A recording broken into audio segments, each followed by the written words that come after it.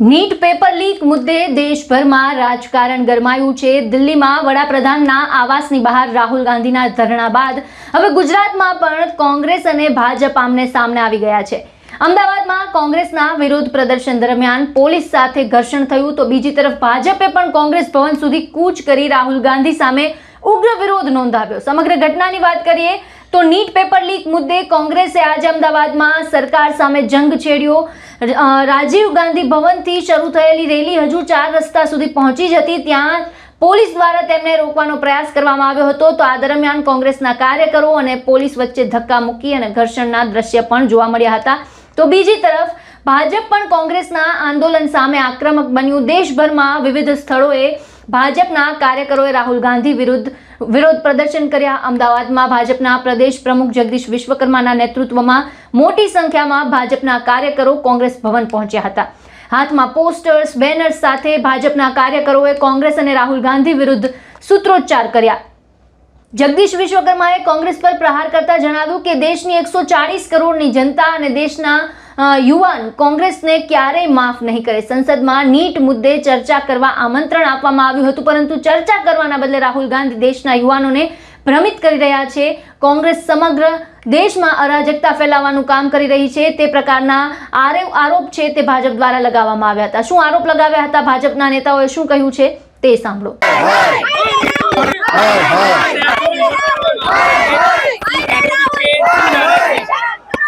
ગત રોજ કોંગ્રેસના રાહુલ બાબાએ જે પ્રકારે લોકતાંત્રિક પદ્ધતિઓનો ભંગ કરીને સંવિધાનની હત્યા કરીને માનનીય પ્રધાનમંત્રી શ્રીના આવાસની સામે જ્યારે એમણે ધરણા કરીને લોકતંત્રની હત્યા કરી છે।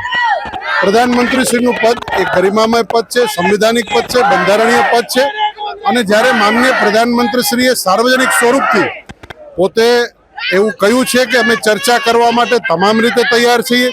નીટ બાબતે જે કંઈ પણ બન્યું છે એ ઘોર પાપ થયું છે અને એના માટેના ચર્ચાના તમામ દરવાજા ખુલ્લા છે।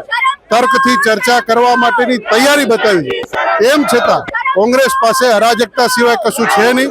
દેશના નવયુવાનોને ગુમરાહ કરવા માટેનો જે પ્રયાસ કર્યો છે એના સામે લોકતાંત્રિક પદ્ધતિથી અમે અહીં કોંગ્રેસના મુખ્યાલયની સામે ગુજરાત પ્રદેશના અધ્યક્ષ માનનીય જગદીશભાઈ વિશ્વકર્માના નેતૃત્વ નીચે અહીંના તમામ ધારાસભ્યો, કોર્પોરેટરો, પદાધિકારીઓ, સંગઠનના પદાધિકારીઓ સૌ સાથે મળીને ધરણાનો કાર્યક્રમ કર્યો છે।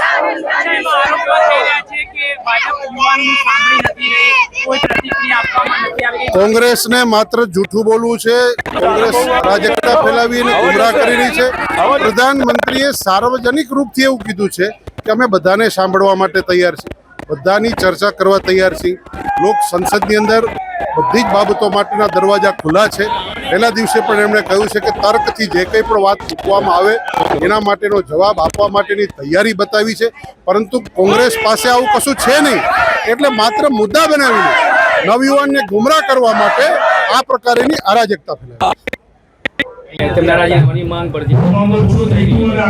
રાજકીય હેતુ પ્રેરિત કોઈ પણ માંગો તમામ રાજકારણીઓ અને જે લોકો અરાજકતા ફેલાવી રહ્યા છે તે બાબતને લઈને કેન્દ્ર સરકાર સજાગ છે અને તેના બાબતમાં ઉચ્ચ સ્તરેથી તમામ નિર્ણયો લેવામાં આવશે। તે માનનીય પ્રધાનમંત્રી ઉપર છે અને પ્રધાનમંત્રીશ્રીએ દેશને આશ્વાસન આપ્યું છે અને તમામ લોકો દેશની સાથે છે, દેશની સાથે કામ કરી રહ્યા છે। આજે ભારતીય જનતા પાર્ટી એટલા જ માટે આ સિમ્બોલિક ધરણા કરી રહી છે કે જે બાબતે લઈને દેશમાં અરાજકતા ફેલાવી રહી છે, વિદ્યાર્થીઓ સાથે તમામ લોકો સાથે છે, અમારી સંવેદનાઓ તેમની સાથે છે। જે કંઈ થઈ રહ્યું છે એ ખોટું પણ હતું અને તે બાબતને લઈને સરકારે ખૂબ જ આકરા પગલાં પણ લીધા છે, તેમ છતાં પણ રાજકીય રોટલા શેકવાના પ્રયત્નો થઈ રહ્યા છે। એક તરફ કોંગ્રેસ નીટ પેપર લીક મુદ્દે સરકારને ઘેરવાનો પ્રયાસ કરી રહી છે, તો બીજી તરફ ભાજપ કોંગ્રેસ પર વિદ્યાર્થીઓના મુદ્દે રાજકારણ કરવાનો આરોપ લગાવી રહી છે।